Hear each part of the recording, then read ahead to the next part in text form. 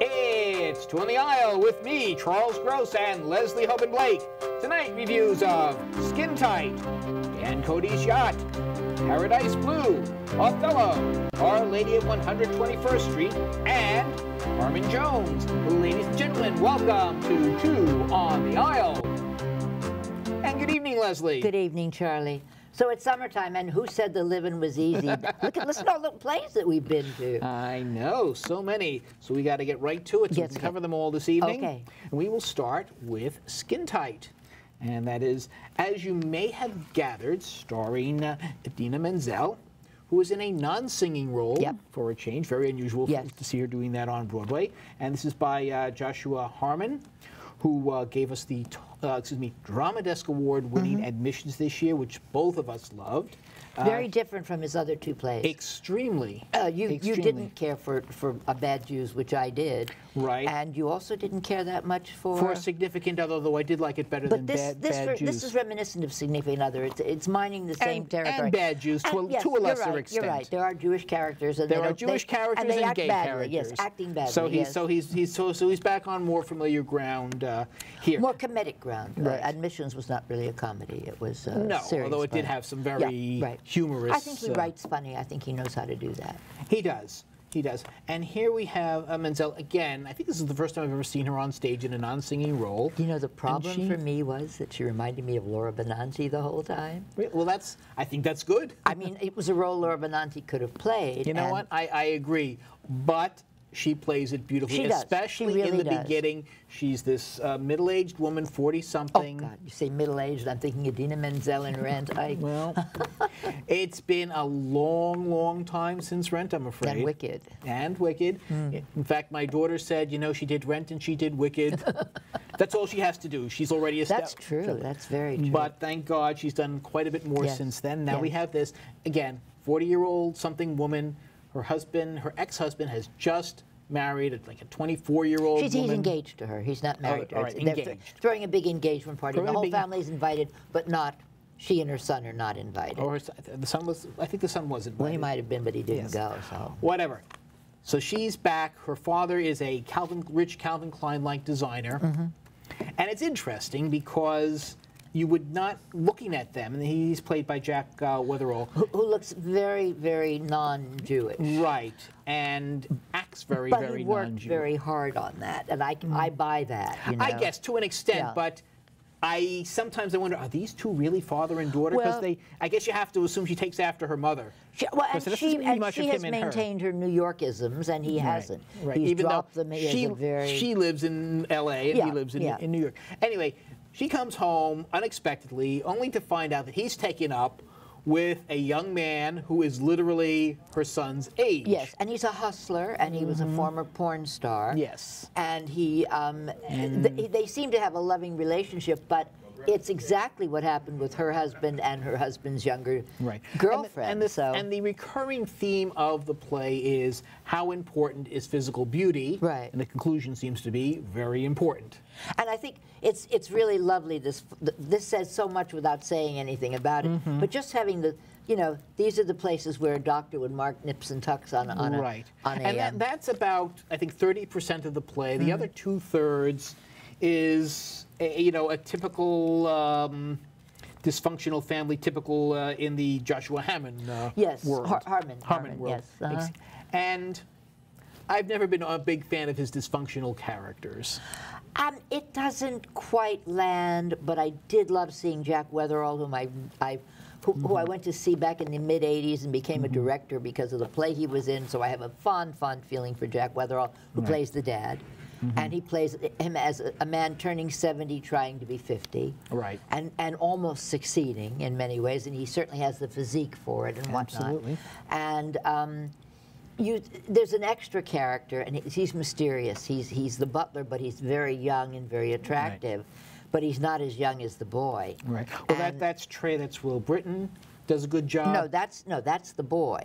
I'm talking about the butler. Yes, I'm sorry. Yes, the boy is. That's what I meant. Yes, but the butler. That's Stephen Carrasco, I believe. Yes. Yes, but the thing is that there's a backstory to the butler that comes out. It's semi-mysterious. We have I caught it right away. Anyway, I enjoyed it a lot because it was a summer rainy night, and it was like watching a good television show. Okay, I agree, but when I go to see a play off Broadway, I want something more than a television show. And what I loved Idina Menzel in this, I thought her role was good. And let me tell you, anyone who would leave her has to be crazy. Oh, you got to type. If you're obsessed with beauty. You got to type, man. You do. Okay. Anyway, what would you give it? Well, first I want to say a word about Ellie Geld as the son. Oh, okay. Who, like Grandpa, is also gay, and to borrow a line from Me Girls, almost too gay to function. Yes, but Dad is not. Dad had been married. Dad was passing, and in the closet for many years. So the son, the grandson. Well, no, we're talking the grandfather. The grandfather. I'm sorry. Well, her dad. Well, yes, her dad. Okay, but the difference between the kind of gay that we're talking about is interesting also. Right, intergenerational. Yes, and Daniel Auken did a lovely job of directing, and the set looks as if it came out of a Restoration Hardware catalog. It's all gray, and you know, it's but very. I'd love to go into more details, but we do have to move on. What would you give it? I would give it 3. Yeah, I think that's. I do one of those half for the acting, but it would come out to 3 anyway. So 3 is a good. 3 is a good number. Not sure if that's the number we're going to come up with for Dan Cody's Yacht, which. Now, the phrase Dan Cody's Yacht sounded familiar, and I wondered where it came from, and in a million years I wouldn't have guessed. It's a quote from The Great Gatsby, and that colors the entire way this play is written and the characters who are in it, because it's about haves and have-nots and what they can get. And Anthony Giardina, who wrote the play, also wrote the Conversation City, which Lake Jan Maxwell starred in, and she was wonderful, and I miss her so much at the theater. And this is not a play of that caliber. That was an exceptional play of ideas. This tries to be a play of ideas, and it almost gets there, and it goes astray for me. I don't believe some of the characters and their interactions. But it takes place in Boston, a well-to-do father at the private school of his... No. Well-to-do father. Public school in a good district where the mother works. Where this woman who is a teacher there has her own, but lives in a town with a inferior school that her daughter goes to, and ironically her daughter is a brilliant student. Valedictorian, a poet. And his son is a terrible student. Right. And the towns are meeting to decide whether they should merge the school districts, so the 2 schools would be intermingling. He is very much against it. She, the teacher, thinks she is for it, but he's trying to persuade her. And what he does is he offers her stuff.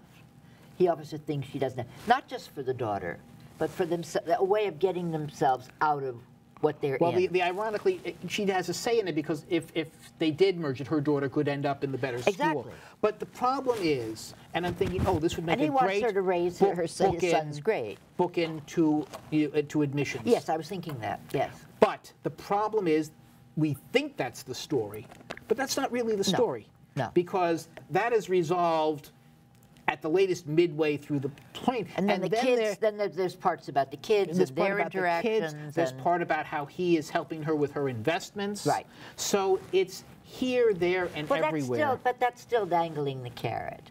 But it continues after the vote. Now, getting back to the title, because the title comes up again. So after he even, he's still reaching out to her and offering her stuff, even after she has nothing to offer him. Yeah. We do know. Well, but I know. But I don't want to. We don't need to tell too much of the story.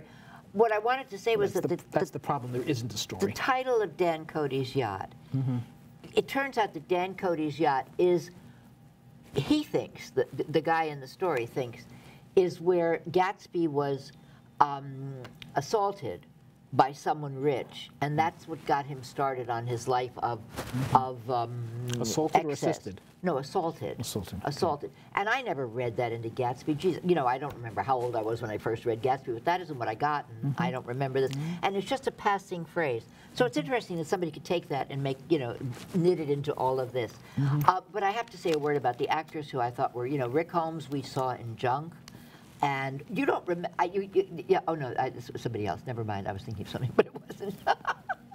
Anyway, no, it's fine. The cast was really uniformly good. Yes. I thought. The direction is by our old friend Doug Hughes. This is at Manhattan Theater Club. Doug is almost like a resident director there at this point. And the set was by John Lee Beatty. And I would not have assumed that all of these cubistic things, which look very much like David Corn's, would be his style. But they move very well. It's very cinematic. You go from one scene to another. Yes. And that's about it, you know? I mean, you go from one scene to another. So we're talking about two plays where we basically left humming the scenery. Yeah. Yeah. Yeah, I guess that's true. And Who played the mother? The teacher? The teacher, it's an actress I don't really know, but her name is Kathy, wait, no, that's her, Angela Russo. No, that's the daughter, Russo. Kristen Bush. Kristen Bush. It's not someone that I. Well, it's someone I'd like to get to know. I did enjoy the performance. Very believable. So good scenery, good performances, but a play that really was just all over the place and never really decided what it wanted to be about. And for that, I will give it 2.5 playbills. Yeah, I think you're right. I did want to say one quick thing about the playbills. Take a look at guess what month it is, because they're all with our Pride flag, and it's June. It's Gay Pride Month. It so is. All of the playbills. We're going to talk about Carmen Jones a little further. Yeah. And to get to the CSC on 13th, I had to go through. I couldn't get through. It's really become something. Well, you walked. I was in a cab, and they sent us back up to 34th Street, so I have not seen Carmen Jones. I'm still going to try to go. I tried to walk through it. I have never seen so many braless women in one place. Who knew a gay pride parade could be so entertaining for straight men? Yes, well, there you go. There okay. we go. All right. We're going to talk about now Paradise Blue, directed by Ruben Santiago Hudson, and written by Dominique Morisseau. Thank you. I will help you out there. All right. And this takes place, I'm not really sure, 1949, I take that back. It's in a blues club known as Black Bottom, down in Detroit.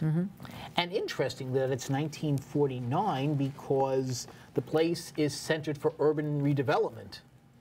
Well, that's after the war, and that's when the urban redevelopment first started, where they would take run-down black areas and move the black people out. And it is populated with characters named Blue, Pumpkin, Corn, Pea Sam, and Silver.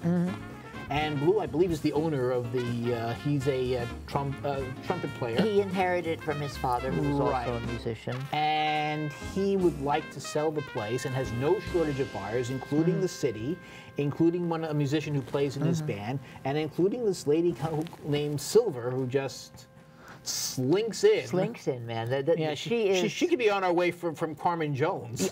Well, I didn't see it, but yes, the Black Widow Spider in the mix, yes. And so it's an interesting, he's trying to get out. But the story starts with his getting shot.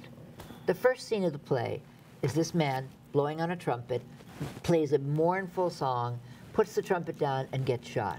Well, that's the opening scene. And then we get all the backstory that leads up to that moment. We find out who shot him. Kind of like Sunset Boulevard. Yes, we find out who shot him. Well, yes, okay, yes. Yes. Except this is not Sunset Boulevard by any means. But it was so soulful, and I loved each of the characters. I thought they each had a wonderful thing to deliver to what was going on. And there were characters who were similar to Carmen Jones. You know, there's the innocent girl and the slinky woman, and you know, you got a sense of that.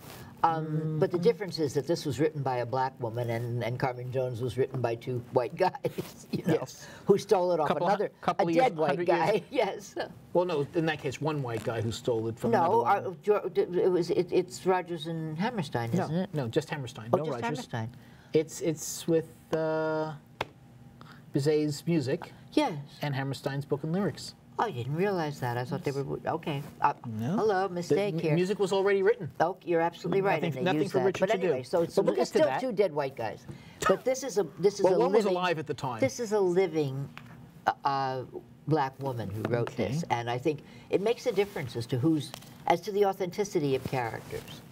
You know, I mean, Carmen Jones has survived and will survive beyond us. Telling me you have to be a black woman to write about black women means that a black woman cannot write about anyone but black what women. I'm saying is that the black woman wrote a black story. I didn't say wrote black women. All right, fair enough. I'm saying that she wrote a black story. And because these are characters who speak not unlike the characters in Carmen Jones, I'm saying that the authenticity is with the woman's play, not with that. Okay. That's all. It's like Porgy and Bess, you know?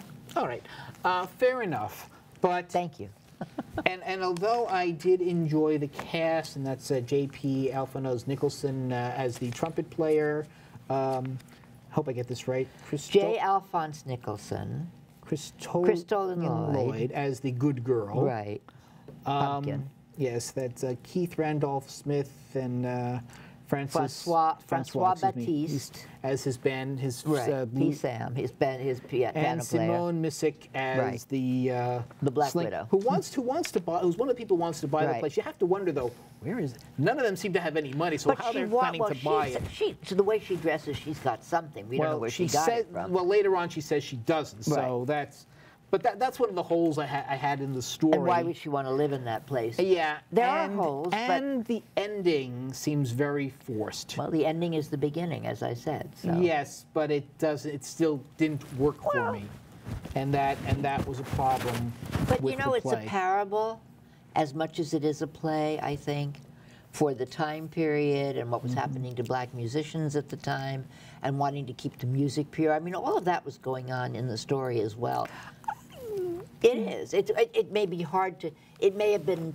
You know. It may be the levels didn't work. But when you look around, the setting was all of these copies of sheets, albums, and posters for jazz legends. Oh, for black jazz legends from that time period, and everybody from Big Mama Thornton to Count Basie and Louis Armstrong.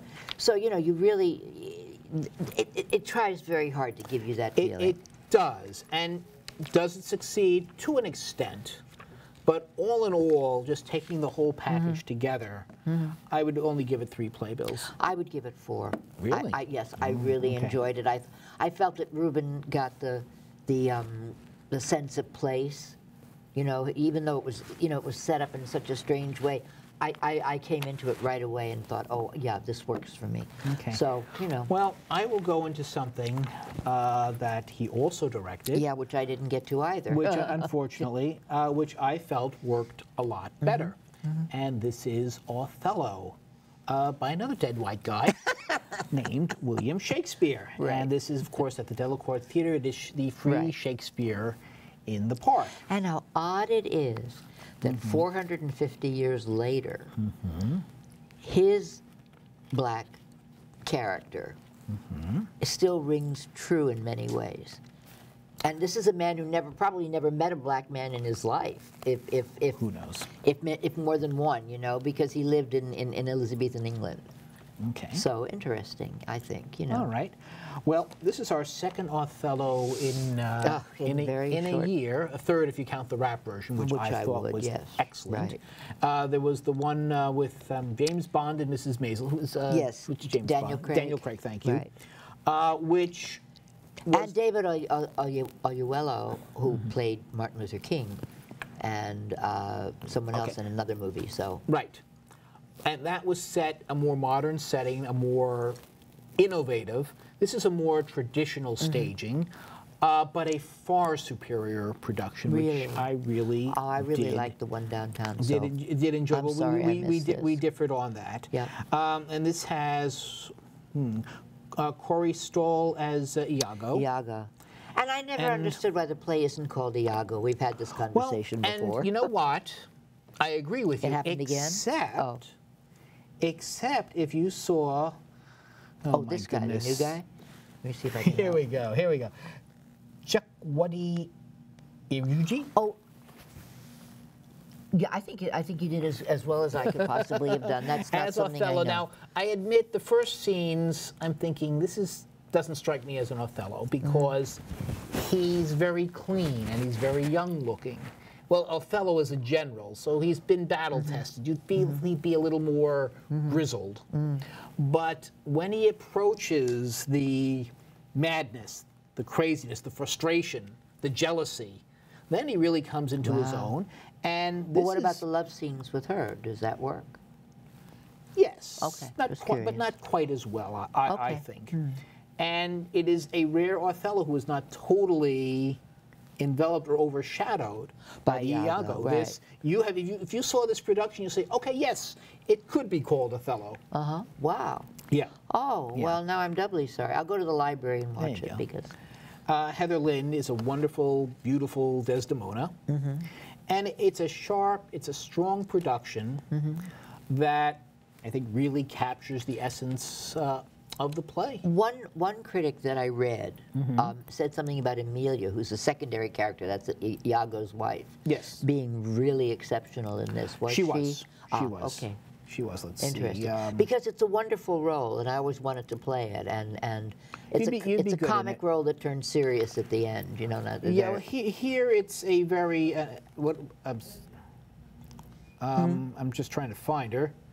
Emilia is her name? I don't think yes, so. Emilia. Oh, yes. Allison Wright. It's the cast is in alphabetical order. Oh, wait.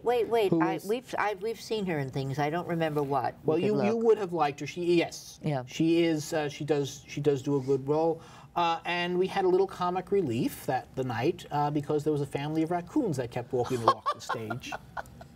God loves Central Park. Yeah. You know? Yeah. And you had rain. And it started You raining. said you had rain. Right, We did. Right. We right. did.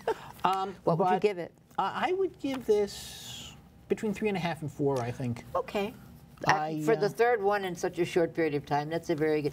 I will say Yes. just one more thing. David Oyelowo was also a young. They were Army. Iago was the older sergeant, and he was the younger. Again, man. Could be, but still, Well- I think the best production I've ever seen still remains when I The saw rap- 30 years ago The with one with Christopher Plummer. Christopher Plummer and James Earl Jones. But it was Christopher Plummer. Stole that play, and anybody could that steal one you something had from James Earl Jones. Yes. And I say that one, yes, you could call it Yes. Iago. Yes. I mean, one of the But most one amazing of the- Shakespearean One of the experiences I've things ever you had. just said, one of the things that Iago is so jealous of so many things about Othello, but he was also younger. Another thing for him to be jealous of. Well, here in this know. case, Iago was older, or he certainly looks That's older. what I'm saying. Oh, okay. So if Iago was older, then that's another thing to be jealous of, that he was younger. Anyway, We should move on. I'm moving right on Yes. to a play that is so dear to my heart. I saw the original version in 2002. We're going to super in a cover I did for the late lamented New York resident, where I followed the story from its incipient days to its final production and interviewed all the people involved. At the time, in 2002, they used to have labs, and shows were put up in the lab. And Stephen Adly Gurga stepped out on the stage and said, "Hey guys, please forgive me. I don't have an ending for the show. So you're going to see it, and then maybe we could talk about it, and it'll come to me." And we really saw 2/3 of a show. And he actually writes that on the board in that they always put up at the signature about what the author has to say about the play. Phil Hoffman put him in a corner and said, "You get me an ending, and you get it now. We're not going to do this show." Okay. And he came up with an ending. Now that's. And given where we are, I'm going to give you 2 minutes to come to an ending. I don't have to go that far. Our Lady of 121st Street is a nun has died. People who were in her class, some who liked her, some who didn't, have come to her memorial. The nun's body is missing. There's a detective.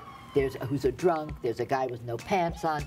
This is Stephen Adly Gergis, who wrote The Mother Effer with the Hat. So he writes really intriguing characters. He also won a Pulitzer Prize for Riverside, Between Riverside and Crazy. And all of his characters are interesting. 95% of them are minority. They're played by minority actors. It's a wonderful opportunity for each of them. It's an actor's delight. Does it hold together? It didn't hold together so much the first time. It doesn't hold together so much now. And your conclusion? I had a wonderful time. I would go see this again and again and again because it's such a marvelous play. And I would give it a 4. Okay. Well, it was directed. I'm sorry. I just want to quickly say that it was directed by, and I've got to find it, directed by Felicia Rashad. Okay. Who is Condola Rashad's mom. Right. Okay, that's all. Okay. Okay. See, now well, they call I went her to see a Condola play Rashad's that was mom, 100% minority. Okay. Carmen Jones. And this is the Bizet's Carmen, as adapted and reconceived by Oscar Hammerstein. Without Richard Rush. That Oscar Hammerstein, shortly after he did Oklahoma. Okay. So he moves it up. This production was choreographed by Bill T. Jones, directed by John Doyle. And it takes place in a World War II munitions factory. Well, that is, it took place in a cigarette factory, but that's all right. okay. Well, again, he took Doyle. And Doyle it's the same old Carmen by Anika Nomi Rose. Anika Nomi Rose. Beautifully played here. She's seductive. She's slinky. She's very confident in herself. Clifton Duncan is the soldier of her affections. Joe. Joe, yes. And played by Harry Belafonte in the movie. Right. Yes. And Lindsay Roberts, I'm sorry, yes, Lindsay Roberts is the good girl. The girl who was in love with Joe. The one he's in love with initially, now, yes. I have some plot problems with it because it's like, well, Carmen lures Joe, wants him to desert the army, go to Chicago, even though she knows that there's a hunky boxer who she really likes waiting for him. She meets Joe first, and then she meets the hunky boxer. But when she's going to Chicago, she knows the hunky boxer is there. Yes, that's the thing. That's why she wants to go. Yes, she wants to go, but she doesn't need him to get there. That's the thing. Well, you know, that's the whole idea is that she's an enticing woman, and she can get what she wants. Yes, except at the end when she goes a little too far, and she gets something she doesn't want, namely a knife. Yes. Bottom line is that the show is a very intimate setting, very intimate production that somehow loses its intimacy during the second act because I think we just stop caring. I don't know if that's again you maybe stopped caring. I didn't see it. I don't know. I did. Well, that's why we're going with my take on this here. But staging itself is good. Again, story is a problem, and this production cannot overcome it or does not. Acting is wonderful. Singing is wonderful. But again, it does, at least for me, petered out at the end. It starts very, very strongly. And I would see this as much as for the curiosity value and the history of it as for the entertainment. What about the beat it out on a drum, beat out that rhythm on a drum, which is one of my favorite numbers of all time? I think you would appreciate, as an individual numbers, you would appreciate them. I would give this a 3 playbills, and we are just about out of time. So when you go to the theater, look for Leslie and me, us too. On the aisle.